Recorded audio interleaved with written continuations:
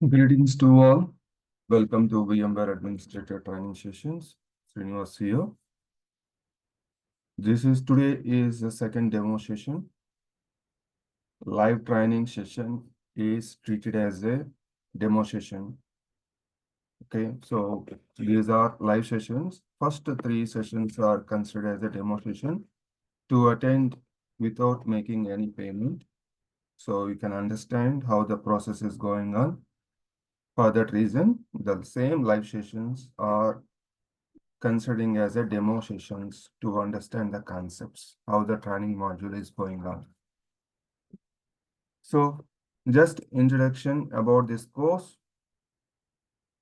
This batch is started, 371 batch is started yesterday, that is 18th November. This is second day, that is live session and considered as a demo session.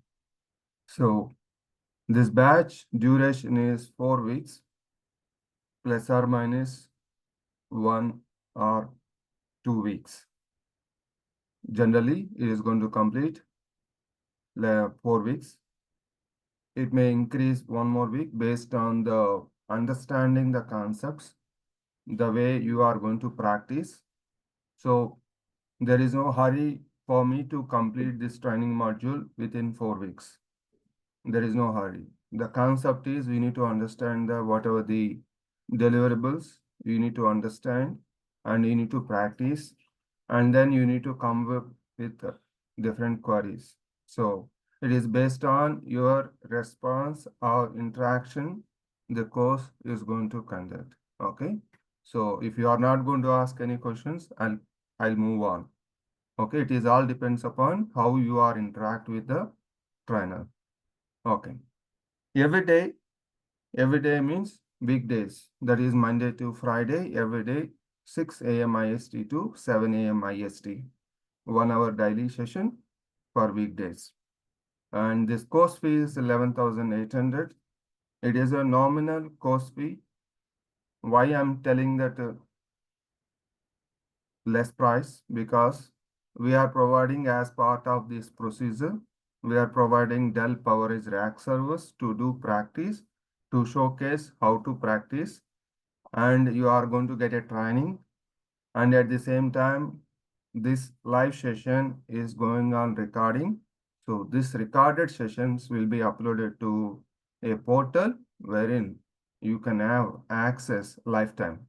So a number of times you can play the recorded sessions. So as it the first three sessions will be free to attend. That means you just need to complete registration. Where to complete registration?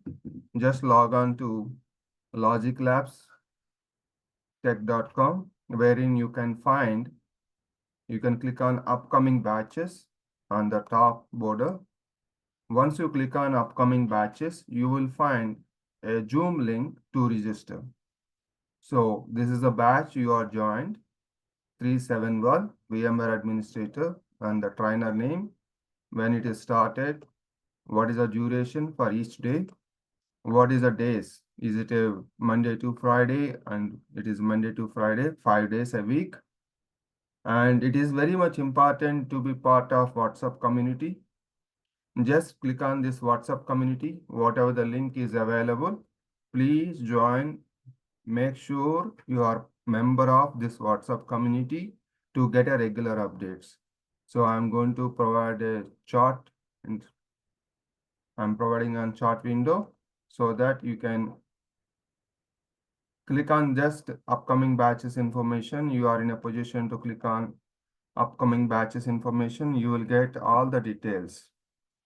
Whatever the details are there, so you can just click on this website, upcoming batches. Once you click on upcoming batches, you will find the course details. The same details you will find Zoom link. You already joined the second day session. If you want to join free session tomorrow, that is, you can register by going through this link. And once you are happy, please go and click on payment link. This is a payment link. Make sure before going to make the payment, make sure you are paying a right batch. Make sure you are selecting a right batch to complete the payment transaction. To complete this payment transaction, debit or credit card must be enabled international transactions. Yeah, back to this. So there is no, this is important point. There is no batch shifting or no amount refund. If you have any queries, you can contact to support. This is an email ID. You can send a mail communication to support@logiclabstech.com, or you can contact on these two numbers. These two numbers are available on WhatsApp. You can call from anywhere and you can send a message. Admin team is able to assist you for any kind of queries.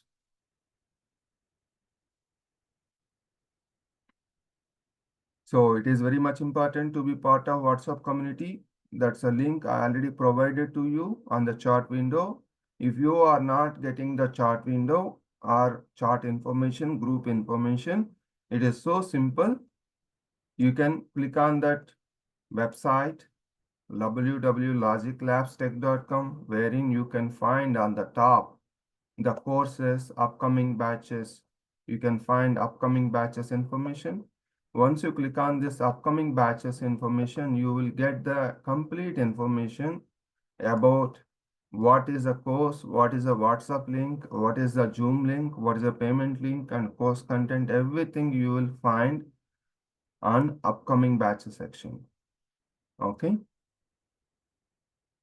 So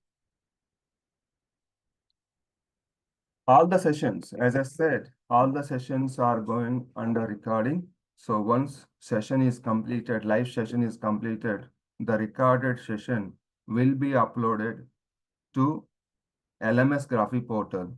This LMS Graphy portal is accessible for registered whoever completes the payment.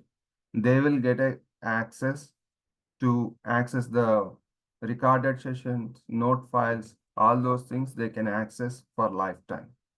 If any access issues are there, you can contact support at Logic Labs, or you can reach us on this admin team contact numbers. Support team, admin team is available Monday to Saturday between 9 a.m. to 7 p.m. IST. We are available on social media, Telegram, Facebook, YouTube. Please register. Whatever the recorded demo sessions, we have been providing all emerging technologies. So if you want to understand what is the technology is related, the demo session of each batch you can find on YouTube channel. This is a YouTube channel. Once you subscribe to this YouTube channel, whatever the demo sessions are going to upload for each and every batch, it may be AWS, AWS DevOps, Azure Administrator, or AWS Solution Architect. They're experienced faculties. So you can understand by attending first demo sessions. If you are not able to attend demo sessions, you can go and register, subscribe the YouTube channel, www Logic Labs Technology. You can find search in YouTube. You will find Logic Labs Technologies, wherein you can find all demo sessions uploads available free. So you can understand and you can register for training.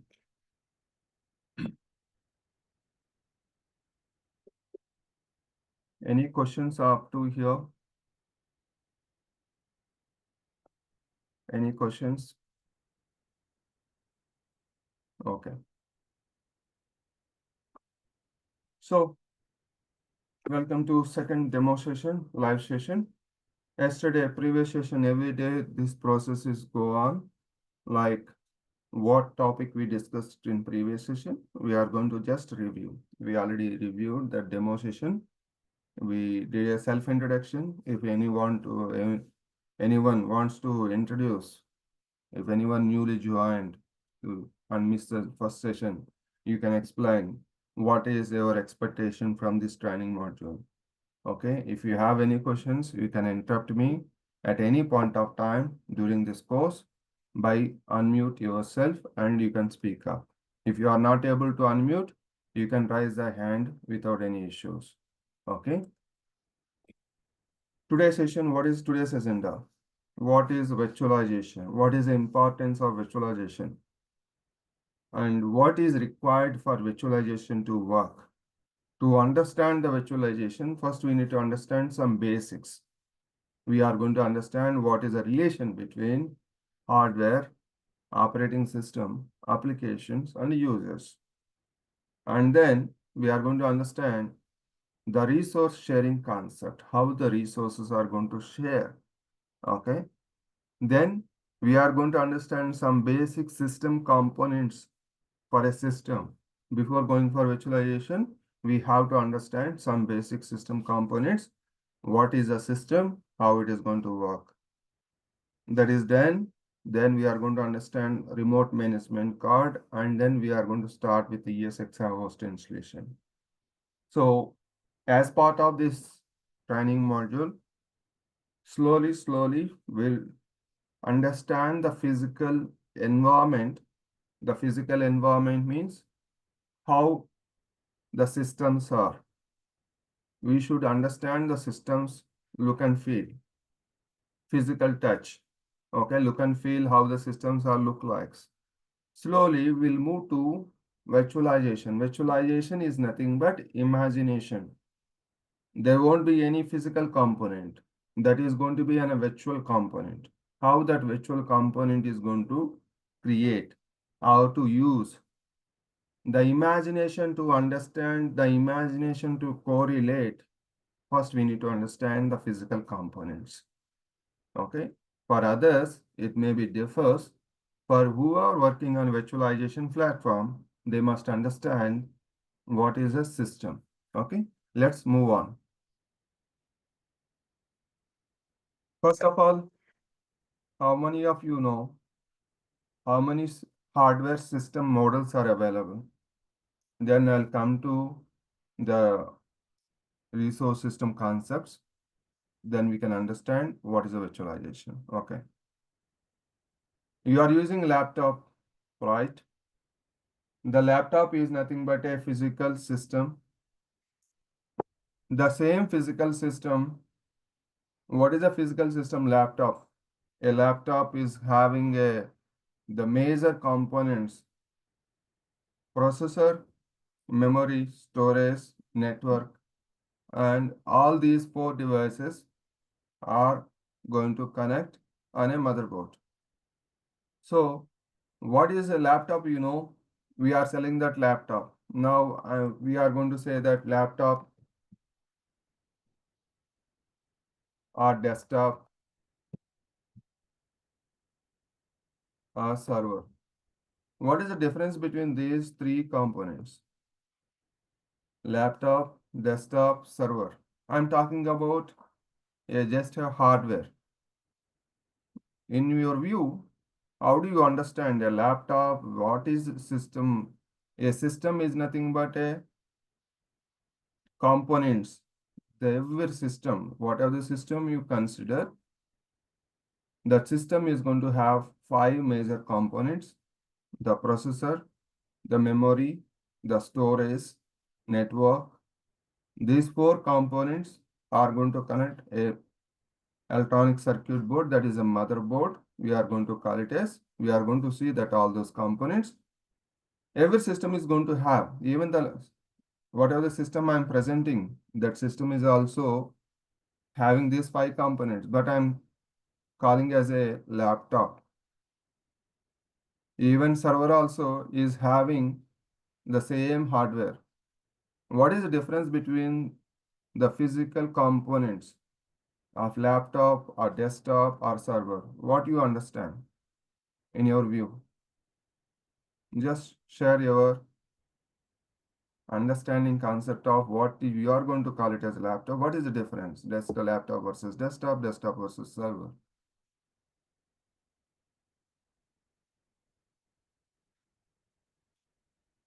The same components we are going to use, right? Okay, what is a desktop versus server?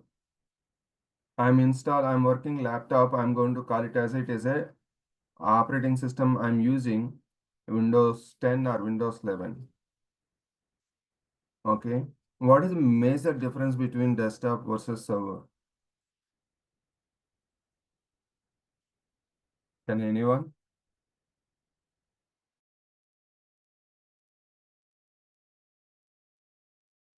Am I audible, guys? Hello?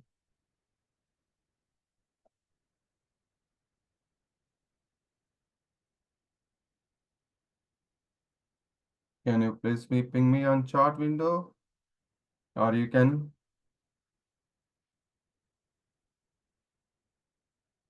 am I audible, guys? Hello?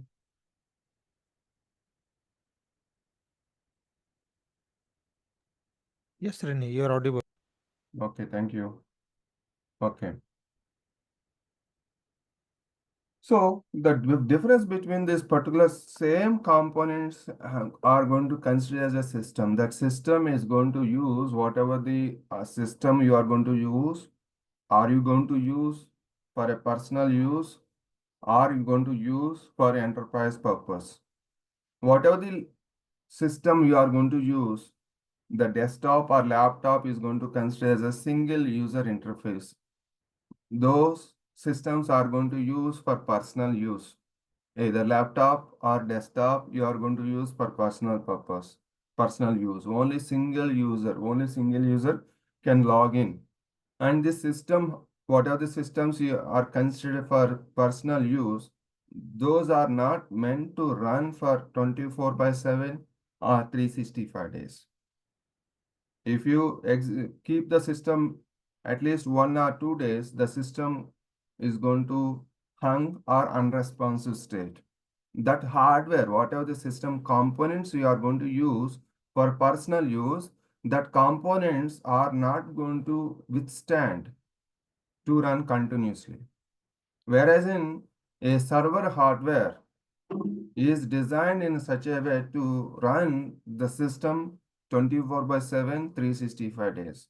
Even though it runs continuously 365 days also, the system is works as smooth as the day one. That is the hardware differences between a personal use hardware and enterprise server hardware. A server hardware is going to be used for multi-user purpose.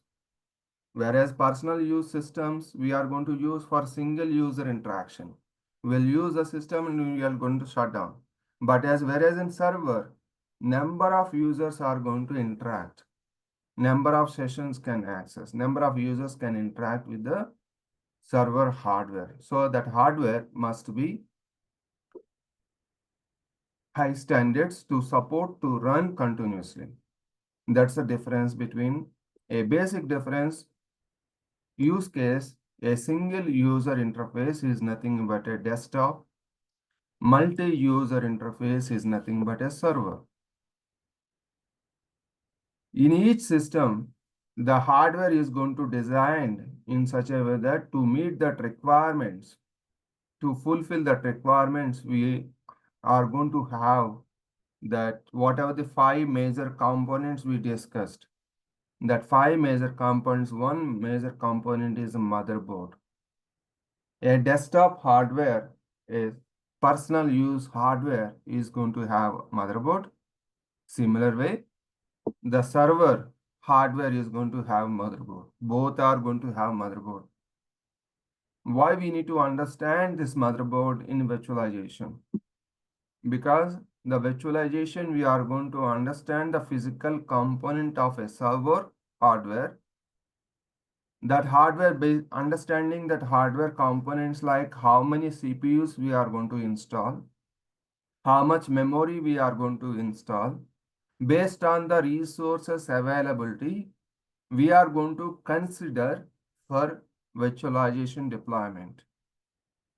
Okay, if you can see that A desktop personal use system is going to have only this particular, whatever the processor socket, we are going to call it as a processor socket.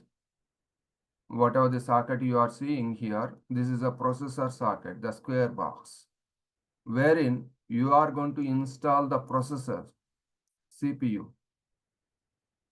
Once you install the processor, we are able to understand how much CPU capacity is available. Then the next important component is a memory. The next important component is memory modules. How many memory modules we can install on this particular hardware, on this motherboard? How many memory slots, memory modules, how much memory capacity is available on this particular specifications? For every model, you will find a specification, how many processors it can support, how many memory modules it can install, and it can support from 256 GB memory modules to 5 TB, 6 TB of memory modules, servers configurations are available. When we talk about virtualization, the virtualization is going to use to support multiple servers, virtual servers. To support multiple virtual servers, whatever the hardware, that hardware must be capable to handle more CPU and memory resources. Okay, this is a important understanding the basic component of a system. Once you understand this, the next, how it look like CPU. In CPU, if you go to here, the CPU main concepts which you need to understand. If you go to Intel processor website, intel.com, wherein you can click on products and you will find the processor's configuration. You can find different processors. Intel processor, Xeon processor. There are different processors are used for server hardware, personal use hardware. What processors? If you see that on your laptop or a desktop, you can see that Intel Generation 5, Intel Core, Intel Inside, AMD processor, or whatever the processor, that processors again defined which can be used for server processor, which can be used for personal use. Okay, whatever the configuration, whatever the processor it is going to use, you can see that there is two important factors are going to come into picture while understanding the processor configuration. Each processor is going to have, each processor is going to have the whatever the processor you are looking at here. This is a single hardware chip. The single hardware chip. In this particular chip, it is going to handle instructions per a given second. How many instructions can execute for a given second? That is based on the configuration capacity to execute the process, the application. So you might have heard about my mobile is having a quad-core processor, octa-core processor. What is octa-core processor? What is a quad-core processor? Any idea? What is a quad-core, octa-core processor?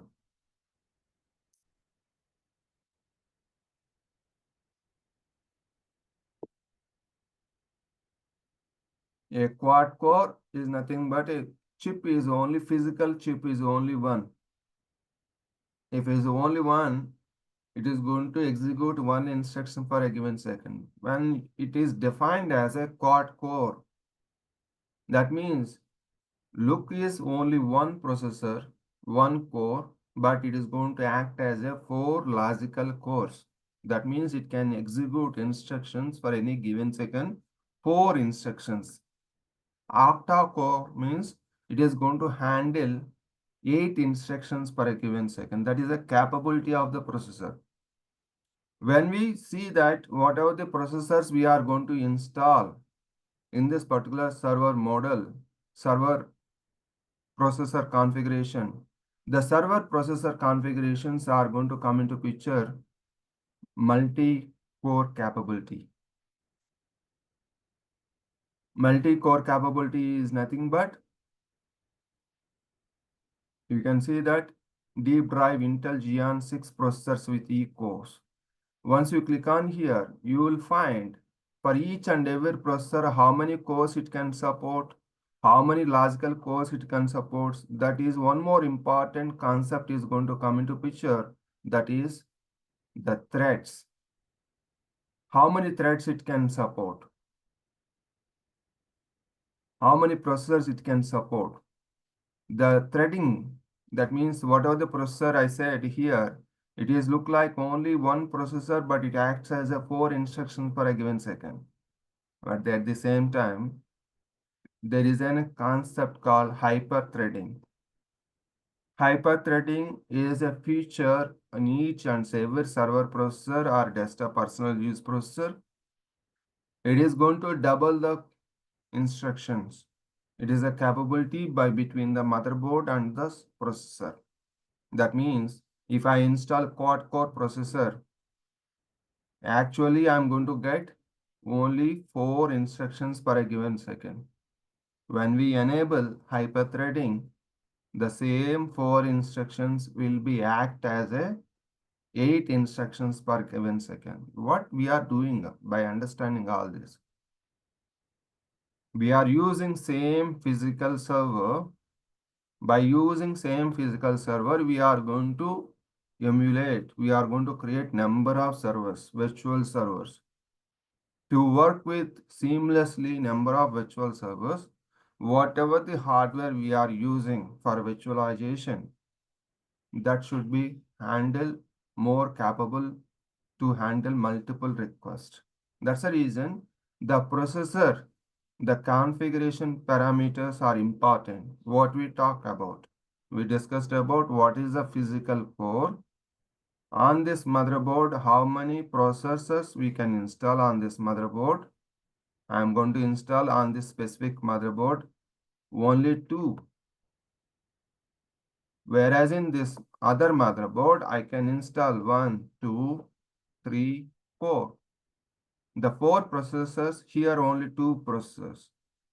Not only this is a physical processor. Each processor, what is the capacity? Each processor, a core, we are going to say that a physical core. That physical core having a 2 technical terminologies, that is logical cores. Dual core, octa core, quad core, whatever the core, how many cores it can support, that is a logical processors we can say. Under again one more component, sub-technology is called hyper-threading. If you install 4 processors, each processor supports 10 cores, 10 logical cores. That means this motherboard is able to provide 4 into 10, that is going to be come into picture, total 40 instructions per second. If you enable hyper-threading by default, a particular configuration, CPU configuration is capable to support hyper-threading. And motherboard, whatever the motherboard you are using, if the motherboard supports to handle that advanced technology, that is hyper-threading. Whatever the 4 processors, I'm going to get a total 40. If the processor is having a default threading concept, the same threading concept if enable on motherboard, this 80 becomes total 80 processors. That means the processor capacity I'm going to get a max. That means at any point of given time, 80 instructions can execute. That is a capability of processor, server processor. Okay. Any questions on this processor concept? We'll move on slowly, understand the physical components, and then we are going to go ahead and understand the virtualization technology. In the virtualization technology, we say that virtual CPU. We are going to say that vCPU. If without understanding physical CPU, we can't understand vCPU. Okay, so this is important concepts which we need to understand what we need to, because as we are going to work on virtualization, the physical components must be clear first. Then slowly we'll go to imagination. We can't see a physical CPU. We'll talk about virtual CPU. If you want to talk about virtual CPU, first I need to understand the basic of what is a physical CPU. Okay? If you have any correlation or any clarity, please interrupt me at any point of time. Okay? This is a CPU configuration. What is important terminology? What is a physical core? What is a logical core? What is a hyper-threading? These three terminologies we must cross-verify before starting of ESXi host installation. Whatever the hardware we are going to choose, that hardware must compatible to this particular three terminologies: CPU, logical cores, hyper-threading. Okay? Okay. Next, memory modules. What is a memory modules? The memory modules, whatever the memory configuration you are going to use in the server hardware, because each and every component it is going to insert whatever the slot you will find on this motherboard, you will find number of slots. This processor I said as a socket. Now I am going to call it as this as a slots, memory slots, wherein we are going to install memory modules. How much memory module can support? It is all depends upon specific server hardware to hardware. Each slots, there are, for example, 10 slots are there. Each slot supports the memory configuration 2 GB. If I install all 10 slots with a memory module capability of 2 GB each, I'm going to get a total memory configuration 20 GB capacity. Similar way, the server hardware, most of the server hardware comes with, because we are going to use virtualization server. That virtualization supports multiple virtual systems. For each virtual system, when we talk about system, the system must have 5 major components: CPU, memory, storage, network, motherboard. Now we are talking about a motherboard which is on a physical system. What is a memory? With From this availability of memory only, we are going to assign some portion to the system, virtual system. So the server configuration memory modules 2 GB, 4 GB, different configurations available in the memory configuration based on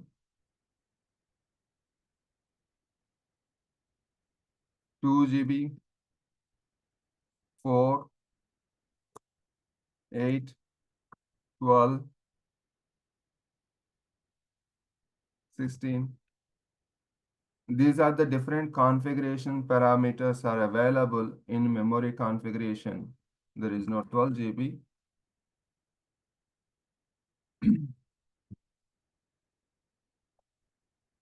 Whatever the memory module capacity you are going to use. If you are, I'm having a 10 memory slots are available. 10 slots are available.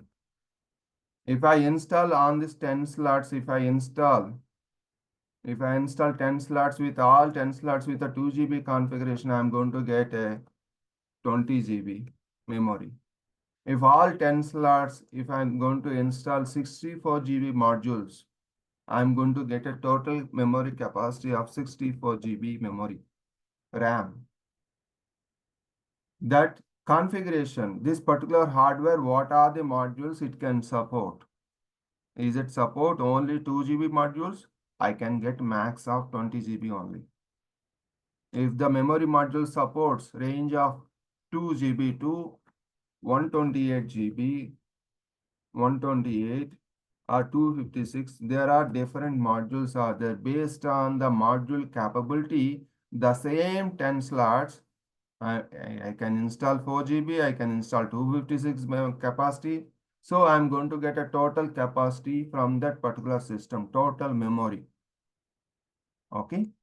So this is a memory modules. This is a CPU and memory modules are based on the CPU and memory module only. We are going to create number of virtual systems based on the capacity availability on this particular system. What are the system I'm talking about? What are the systems I'm talking about? The motherboard, CPU, memory. There are server models are available.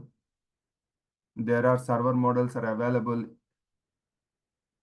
How many of you know this type of server models? Have you ever noticed this type of server models? There is a tower server, there is a rack server, there is a blade server. These are the basic infrastructure servers which we handle in day-to-day operation. Out of all these server models, every system is going to have the same five major components. The same five major components you are going to have. Even this tower server architecture, we are well known. We are going to use desktop systems at home.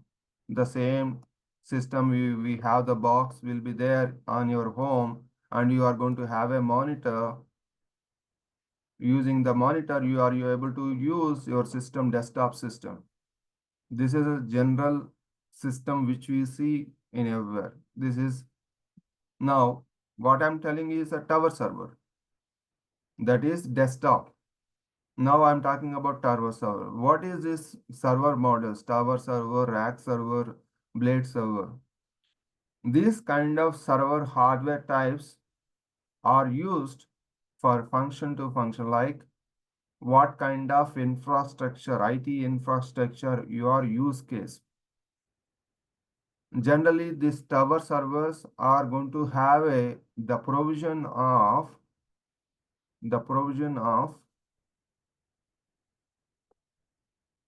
can be insert number of storage components. Number of storage component. It is going to have a more place to insert the hard disk. This tower servers generally used for storage server configuration. Wherever you talk about storage server, the storage servers are used for this tower server model type architecture.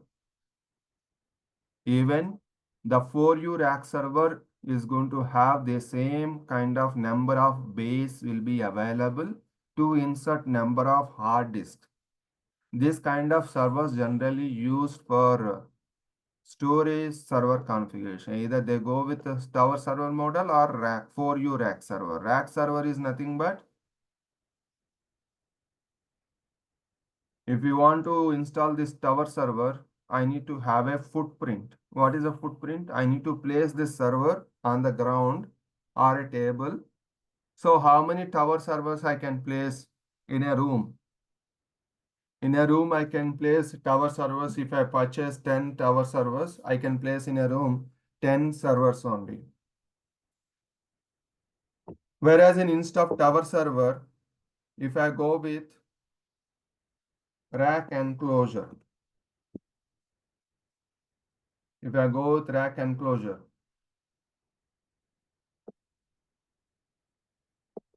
these are the different rack enclosures you can see here. If you go to any data center, you will find this kind of rack enclosures in each and every data center. Depend upon the size, this rack enclosure can host number of systems.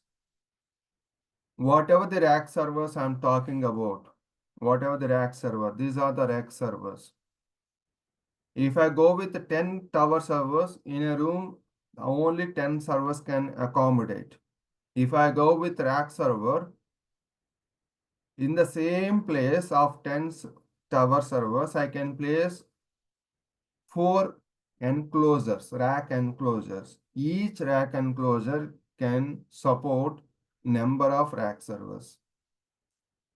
So instead of same tower server's footprint, that place where you are going to place the tower server, in the same footprint, the footprint is nothing but the area where you are going to place the server, a hardware. If I go with rack server, this rack server, 1U rack server, 1U is nothing but the density, the height of this particular density. You can see the 2U rack server, it is having the size 1U, 2U, the 4U rack server, the height which is going to be available. Based on that, every system is going to have the 5 components. The 5 components. Motherboard will be there. Without motherboard, I cannot connect CPU, memory, network, storage. Every system is going to have. What is more configuration? Is that system more network? Is that system more storage? Is that system more compute resources? What is a compute resources? Compute resources are nothing but CPU and memory. So for a virtualization, we need more compute resources. We need a more compute resources for virtualization. From the system, we need to have more compute resource. That's the reason virtualization technology, the storage is going to come from the centralized, not from the same system. We are going to talk about when we talk about storage concepts, why we need to go for centralized. Okay. So generally in virtualization technology, what kind of hardware we are going to use? Generally, we go with either 1U rack server or 2U rack server. Most of the enterprise server infrastructure runs on the virtualization depends upon this rack servers, 1U rack server or 2U rack server. The more advanced enterprise environment of virtualization runs on blade architecture, the blade servers. For every hardware vendor, you go for HP or Dell or Cisco or any vendor, for every vendor, these 3 types of server models are available. Okay. Which one is a suitable for virtualization technology? Okay. That is based on the, if I go for tower server, what is the footprint requirement?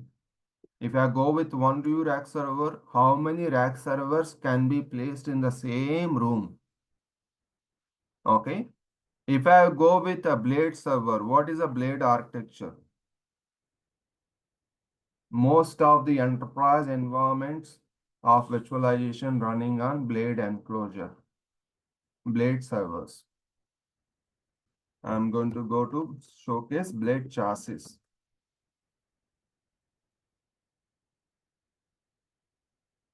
You can see that the capability of blade chassis, whatever the images you are able to see here, this is a blade chassis. This blade chassis can insert in a rack, whatever the rack you noticed in previous slide. In the same rack, this blade chassis, 3 to 4 blade chassis can be placed in the rack enclosure. If I go with 1U rack server, in the same enclosure, rack enclosure, I can place 10 rack servers. If I put this particular blade chassis, 3 or 4 can be inserted this blade chassis in a rack enclosure. What is the difference? This particular blade chassis can accommodate 16 blade off-white blade servers. You can see that this is a 1, this is a 1, like that. Total 16 blade servers can be installed in this particular chassis. If I place this kind of chassis in a rack 3, 16 into 3, those many physical hardwares are available in same rack. Okay. So if I go with the full height, you can see this here. Each, whatever the hardware you may go, HP, Dell, or Cisco, or any blade enclosure, blade chassis, if you go, it can support. You can see here how to remove, how to insert in this particular image. Max 16 can be placed. 16 means half height blade. If half height, what is half height? This particular length, whatever the length you can see here, this is the length of each hardware component. This is half height. Whereas in full height, that means this entire bay is going to act as a one blade. That is a full height. If I go with a full height blade server, that can be installed only 8. If I go with the same enclosure, full height means only 8. What is the difference between half height and full height? We know that we already discussed what is the compute resources, virtualization, whatever the virtualization we are going to work, that hardware is going to support minimum storage, max compute resource. What is a max compute resource? Max memory modules can be installed. Max CPUs can be installed on the specific hardware. That is blade architecture. All enterprise environments, very large enterprise environments.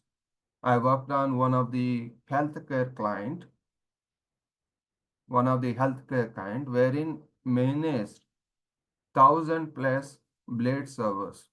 You can imagine how many chassis, how many servers, virtual servers. Each server physical hardware supports 10 to 50 virtual servers. You can imagine 1,000 physical servers, how much capability, how much configuration, all those things. So whatever the environment, based on the environment capability, based on the requirement of the customer, they will go with a specific hardware. What is the specific hardware they go? Any one of the model. Generally, tower server are used in most of the environments. They are going to use only for storage functions. To provide centralized storage functions, they will go with the tower server model. If they want more storage, redundant storage, they will go for U rack server for storage functions. Most of the environment of virtualization runs on either one U rack server or the blade architecture. Okay. Any questions? If you are already working on an environment, just check the server model. If you are not able to understand what is that server model and what is it, a blade or is it a rack server, is it a tower server? It is so simple. I'm going to explain. Now, as part of this training module, we are going to use, I told you, we are using Dell PowerEdge rack servers. Dell PowerEdge. What is the Dell PowerEdge rack servers we have in our environment? I'm going to connect. Just let me know, is it a rack or tower by understanding the concept, okay?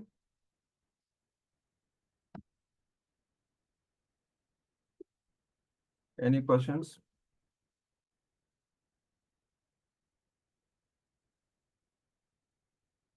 You can see that there is a model. Here there is a model name called PowerEdge R820. I'm going to copy this information to understand. Or the PowerEdge R820. I don't know. Is it a tower? Is it a rack? Or is it a blade? Okay. Another model is PowerEdge 430. Now I don't know anything about these two models. Now I'm going to open a browser and just place. You can see images you are getting. When you get this information, it is directly providing information. Whatever the specifications you are able to understand, that specification clearly specifies that it is a rack server. Power is Dell Power is R430, R630, whatever the name starts with R in the Dell hardware, it clearly specifies it is a rack server. Okay. The important difference between rack servers, tower servers, and blade servers. The rack server and tower servers in it requires power cables, storage cables, network cables will be connected in this both models. In this all these models, for each system, we need to connect power cables, network cables, storage cables, all the cables we need to connect. Whereas in come to this blade architecture, no cables. Whatever the infrastructure you look at in this blade enclosure, these all 16 servers, no cables. Where the cables connected? This particular chassis will be connected only this entire chassis. On the back end, you are going to see that power cables connected, storage cables connected. Only few. Here I am using 16 servers, off-weight blade servers, 16 servers. All 16 servers are going to get power from this blade chassis. This blade chassis. Storage connection, network connection, everything it is going to get from this particular blade chassis only. Okay.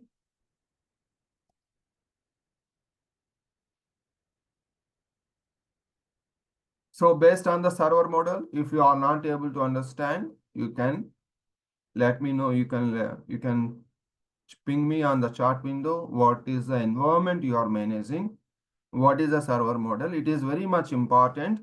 By looking at that inventory, you should understand, even you don't have access to the data center, you might not have access to data center, but you should understand what is the server you are managing. If you are not able to say that is it a tower, rack, or a blade environment, okay, no use to understand the virtualization. Okay, first, whoever needs to understand the virtualization, first they need to understand the physical architecture. Hope it is clear. Now, by looking at, Yes. yes, please.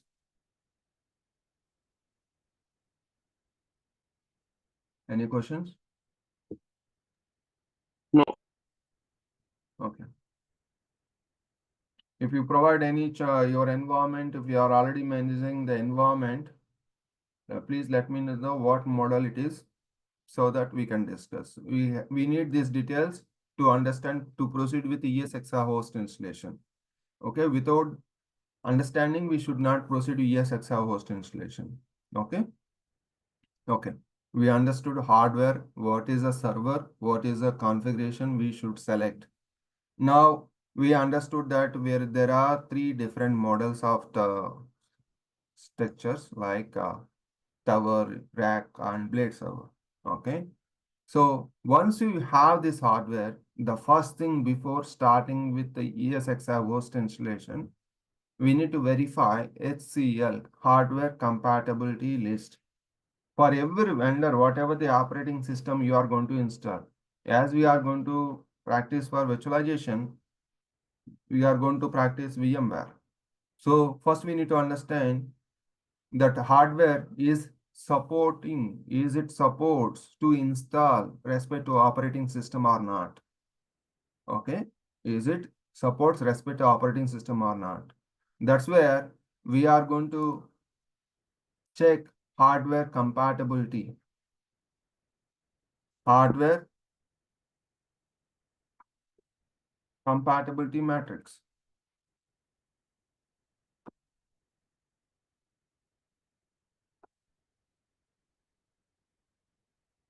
There you have a portal wherein we need to verify the complete interoperability of this particular guide, HCL, hardware compatibility for the respective component. So as we are going to understand that the compatibility guide for the virtualization, we must understand what kind of hardware it is going to support my environment. Okay. Here, to proceed to understand this particular component, we must understand hardware details first. What are the hardware details? What is the details we need to have to go with this particular compatibility guide to validate? From each model, whatever the model we have here in our environment, I have these two models. If you have any models, let me know. I have this one from the rack server, one from tower server, one from the blade architecture. I have different models. I'm going to showcase how to validate.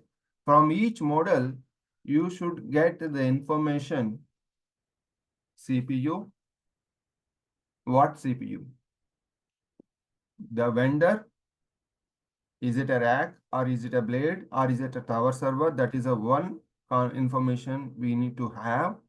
Then next, what is a CPU configuration? Where can we get CPU configuration? Either I can go with the specification of this particular server by going to search engine, or else in an environment. I already connected to my environment. In my environment, where to get that processor details? I'm going to click on system inventory. Under system inventory, I need to capture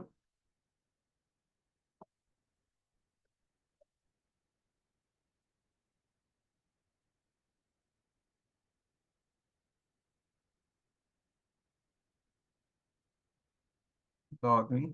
You are going to get login credentials by this weekend. Whoever completes the payment, they will get a login credentials. No need to worry. Yeah.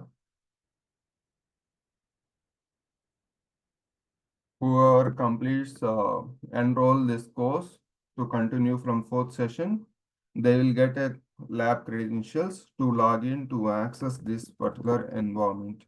Yeah. So in these two servers, what is the processor is installed? I'm not sitting in front of the server. I'm accessing this particular system remotely. How to access this system remotely? We are going to understand one more important hardware component, that is remote management card. We are going to discuss tomorrow. Here, the CPU configuration I would like to get. What is the CPU is installed? Here, this is a CPU is installed in my system.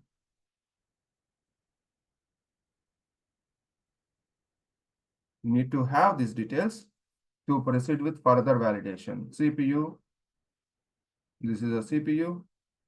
And second system, go to system inventory. These servers are sitting in Hyderabad data center of Logic Labs Technologies. I'm sitting from and delivering this training module sitting from the Bangalore. How do I'm able to access from Bangalore to Hyderabad? I'm able to access through internet connecting to jump server. From the jump server, I'm connecting to environment and accessing by using remote management card. What is a remote management card? We are going to understand. No worries. Here, this is a CPU information. Once you have this CPU information of this both the servers, then we can proceed with hardware compatibility checklist. Without having these details, I cannot proceed with the hardware compatibility checklist. HCL, before proceeding ESXi host installation, not only ESXi host. If you want to install Windows Server, if you want to install Linux server, first we need to check is that hardware supports to install that specific operating system or not. It is administrator's responsibility. As we are working on virtualization, we must understand whatever the hardware is available, is that hardware is compatible to install respective virtualization technology or not. Okay. So we are going to validate tomorrow. Any questions until this before concluding this session for today? So Please make sure if you are happy with this training module, log on to Logic Labs, www.logiclabstech.com, wherein you can find upcoming batches information. Click on upcoming batches information. Select the VMware administrator. You will find the payment link. Once you complete the payment link, you will get register Zoom link for demo sessions. If already demo sessions are completed, the fourth session onwards, a separate Zoom link will be shared with whoever completes the payment to continue with from fourth session onwards. Who are not completed the payment, they will not get a separate Zoom link and they cannot join this fourth session onwards. Okay, if you are happy to continue, please complete the payment as soon as possible by clicking on payment link for the respective batch. It is very much important. There is no batch shifting is available. So please make sure while making the payment, you are selecting a right batch and the right batch start time. You can find here the start date is 18th November and the batch information 371, and then you can click on this by course information. Yeah,